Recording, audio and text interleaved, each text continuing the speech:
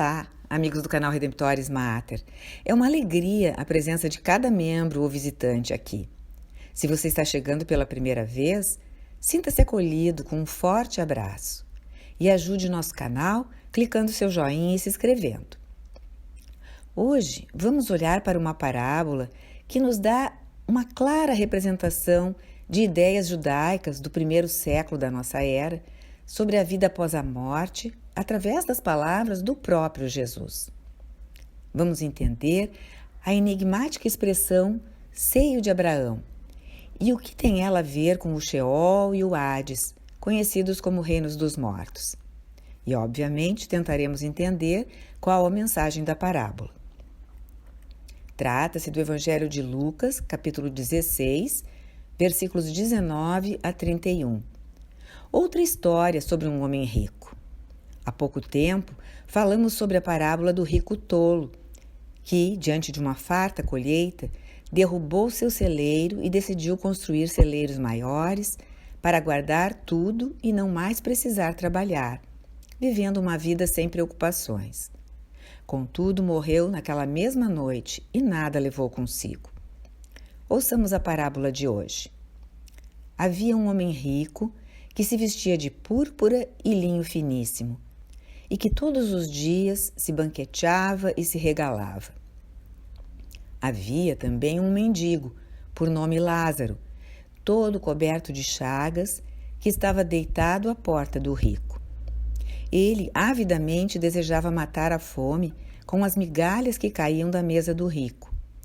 Até os cães iam lamber-lhe as chagas. Ora, aconteceu morrer o mendigo e ser levado pelos anjos ao seio de Abraão. Morreu também o rico e foi sepultado. E estando ele nos tormentos do inferno, levantou os olhos e viu ao longe Abraão e Lázaro no seu seio. Gritou então: Pai Abraão, compadece-te de mim e manda Lázaro que molhe em água a ponta de seu dedo, a fim de me refrescar a língua, pois sou cruelmente atormentado nestas chamas. Abraão, porém, replicou: Filho, lembra-te de que recebeste teus bens em vida, mas Lázaro males. Por isso ele agora aqui é consolado, mas tu estás em tormento.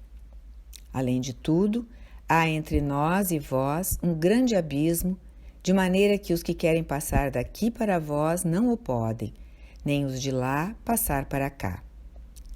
O rico disse: Rogo-te então, pai, que mandes Lázaro à casa de meu pai, pois tenho 5 irmãos, para lhes testemunhar, que não aconteça virem também eles parar nesse lugar de tormentos. Abraão respondeu: Eles lá têm Moisés e os profetas. Ouçam-nos.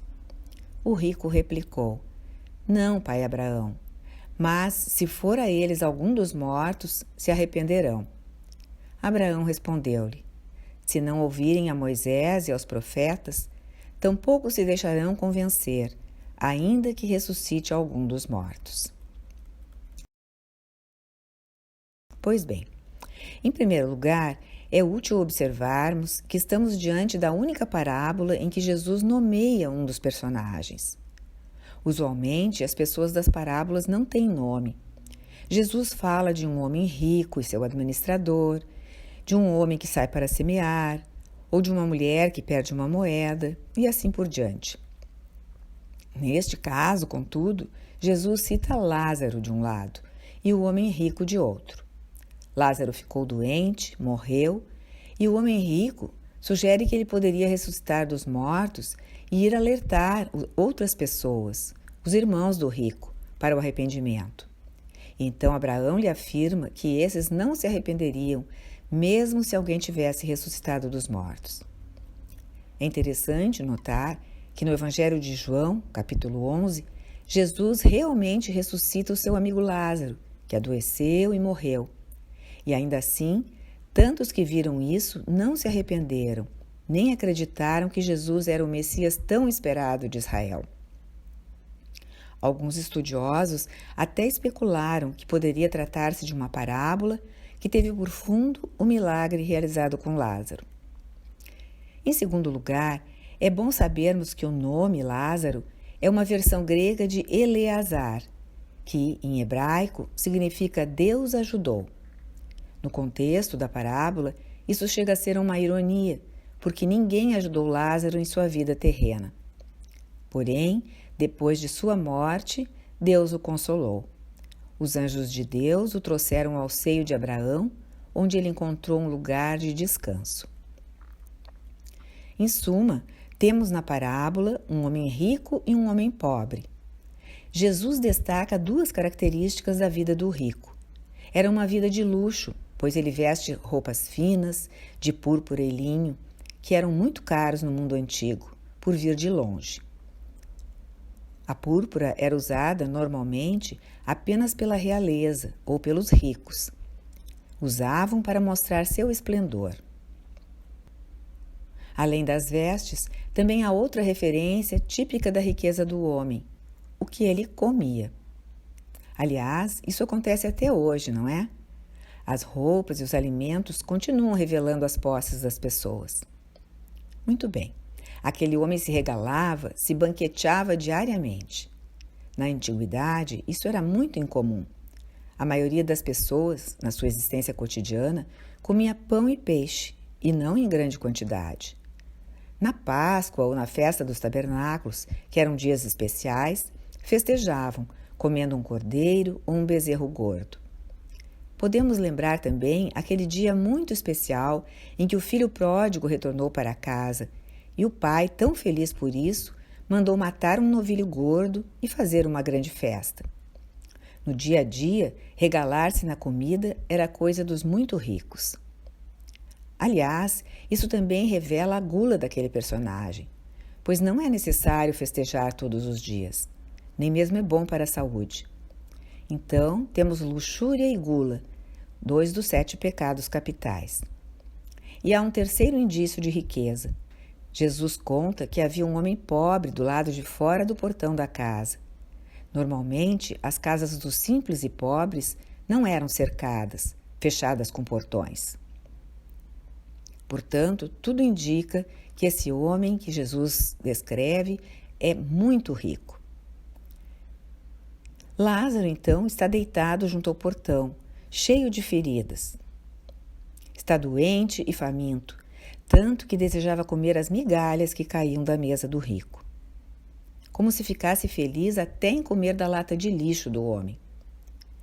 Outro eco da parábola do filho pródigo, que estava naquela terra distante, com tanta fome que queria comer as vagens que devia lançar aos porcos, mas não podia.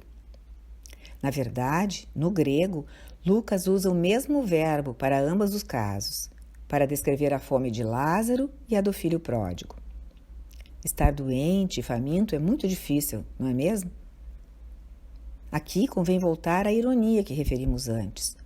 O nome Lázaro significa Deus o ajudou, mas não parece que isso tenha acontecido.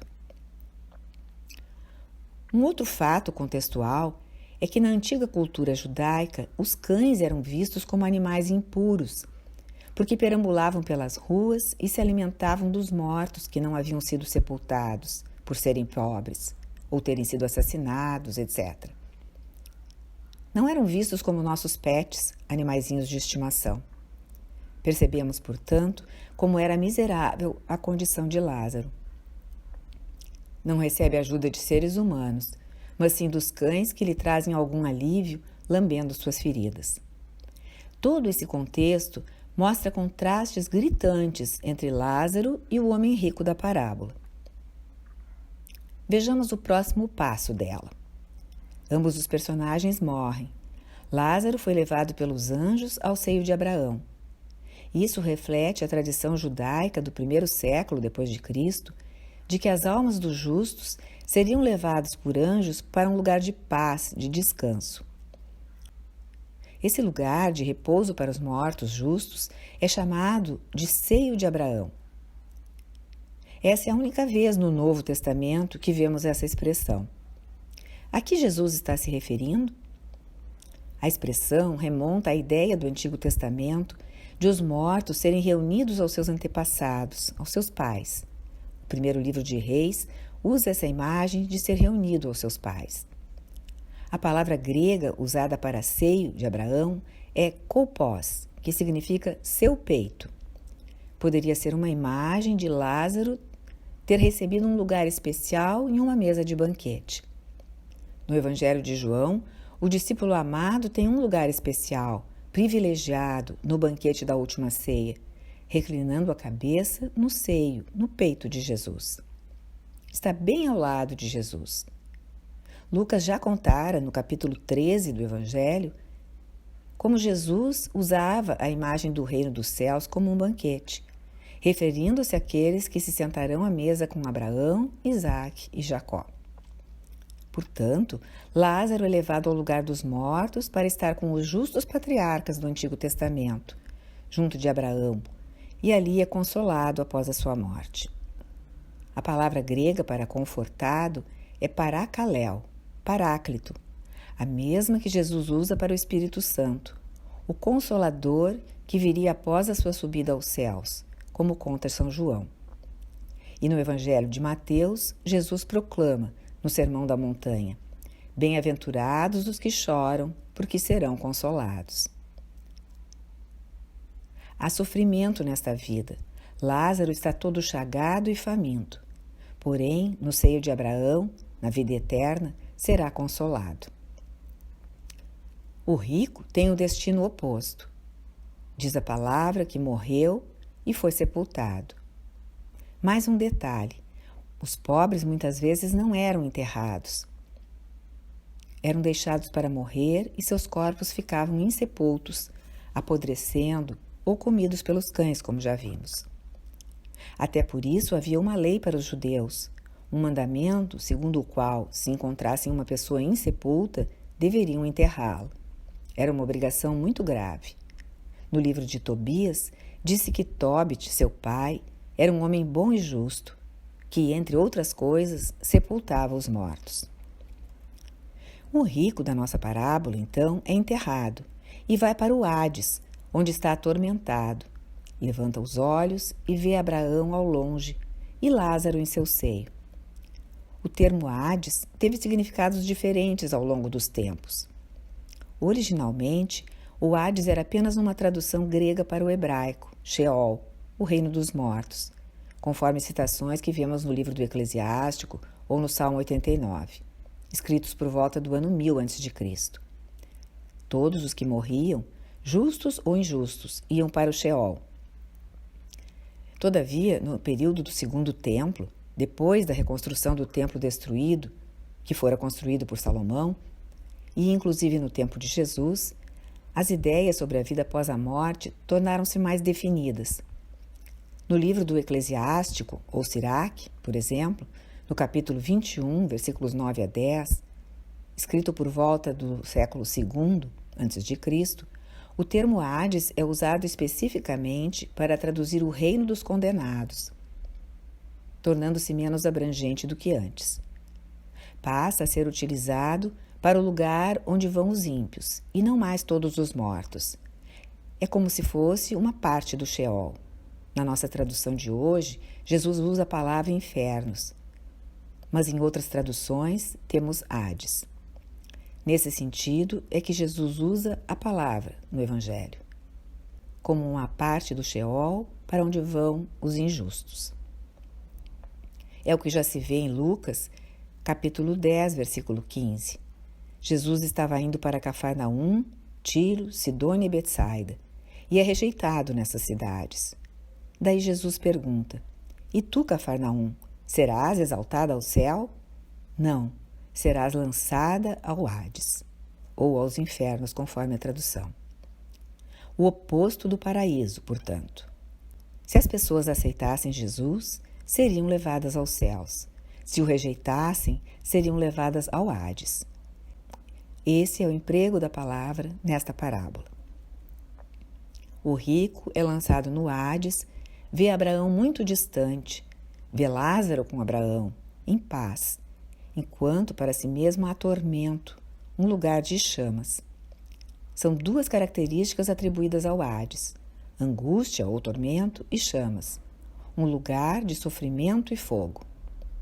Entre o céu e o Hades há um abismo, como diz Abraão. Os dois reinos estão divididos e não é possível cruzar o abismo. Então o rico diz: mande Lázaro molhar a ponta do seu dedo na água e vir aqui esfriar a minha língua. Porém, Abraão retorque: há um abismo entre nós e ninguém passa de um lado para o outro. Em resposta a isso, pede o rico: então eu imploro, mande-o de volta para a casa de meu pai, aos meus 5 irmãos, para os advertir, para que não venham também a esse lugar de tormento. E Abraão continua: não posso fazer isso. Ouça, eles têm Moisés e os profetas, que os escutem. Moisés representava para os judeus a lei, a primeira parte do Antigo Testamento, também chamada Torá. Os profetas representavam a segunda parte da Escritura, incluindo os livros históricos como Reis e Samuel. E então a Bíblia se completava com os chamados escritos.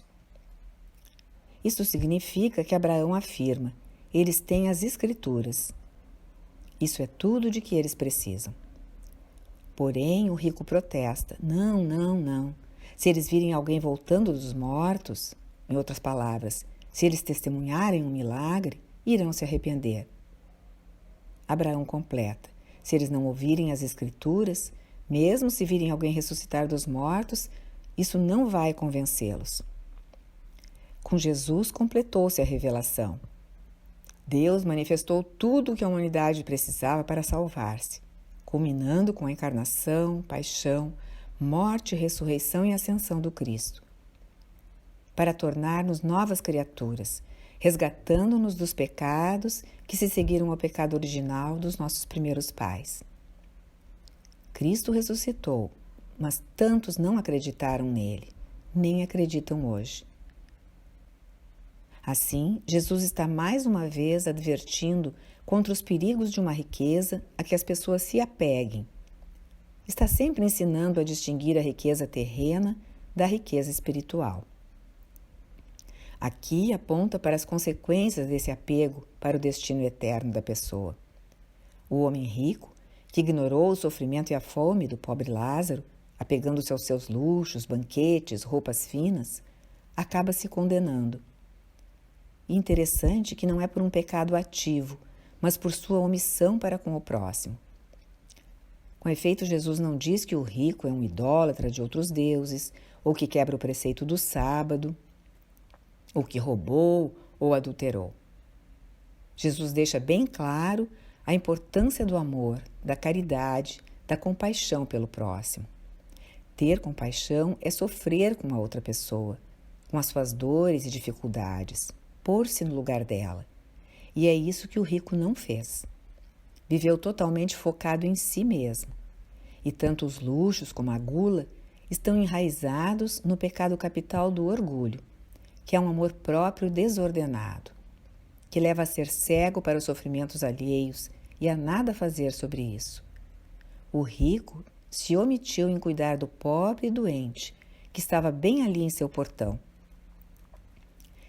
Esta é uma parábola realmente esclarecedora de como a riqueza pode nos levar a falhar na caridade para com os outros seres humanos. E esse fracasso é grave, pode ser a causa da perda da salvação eterna. Muitas vezes, hoje em dia, ouvimos as pessoas dizerem: bem, eu nunca matei, nunca roubei, nunca cometi adultério, eu sou uma boa pessoa. Estas coisas não bastam. É preciso afastar-se também dos pecados de omissão, da indiferença e da dureza de coração que podem vir com o luxo, a gula e a riqueza. No outro momento do Evangelho, Jesus refere que é mais fácil um camelo passar pelo fundo de uma agulha do que um rico entrar no reino dos céus. Esse sentido da parábola foi compreendido pelos primeiros padres da Igreja, aqueles homens que lutaram para preservar a integridade dos ensinamentos de Jesus e defenderam a fé. Um deles foi Jerônimo, que escreveu uma homilia sobre a nossa parábola.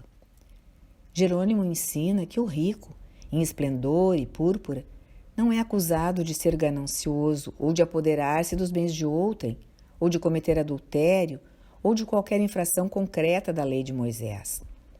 O mal de que ele é culpado é o orgulho. Jesus descreveu Lázaro deitado junto do portão da casa daquele homem. E fez assim para que os seus ouvintes notassem que Lázaro não podia deixar de chamar a atenção para os seus sofrimentos. O rico não podia dizer, eu não o notei, ele estava em uma esquina onde eu não o enxergava. Ninguém falou dele para mim. Ele o via toda vez que saía ou entrava em casa. E mais do que isso, está tão claro que o homem rico conhecia Lázaro que sabia o nome dele, pois lá do Hades pede a Abraão que mande Lázaro esfriar-lhe a língua. Jerônimo, na sua homilia, quer firmar um ponto. O homem rico acaba no Hades, não por causa de qualquer pecado de comissão, de violação positiva de um dos 10 mandamentos, mas pelo pecado de não amar o próximo. Fica para nós o convite a nos perguntarmos: quem é o Lázaro em minha vida? Quem é a pessoa que está sofrendo ou doente, precisando de minha ajuda? Será que eu estou muito focada no meu próprio conforto, no meu lazer, até mesmo no meu trabalho, que estou negligenciando em cuidar desse meu Lázaro? Com a resposta que nos dermos, procuremos ter compaixão e amor a todo o próximo que precise de nossa ajuda. Pois Jesus pediu não apenas que amássemos o próximo como a nós mesmos, foi além, que amássemos nosso próximo como Ele nos amou. E Ele se deu inteiramente a nós. Acolheu a missão de salvar-nos até como, lembra Paulo aos Filipenses, a morte na cruz. Deus abençoe você.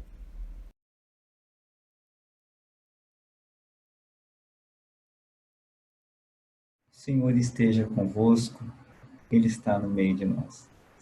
Abençoe-vos Deus Todo-Poderoso, Pai, Filho e Espírito Santo. Amém. Se você gostou do vídeo, convidamos a conhecer as playlists do canal, pois todas são feitas pensando em nossos visitantes e membros. E convidamos a acionar o sininho para serem notificados de outras publicações.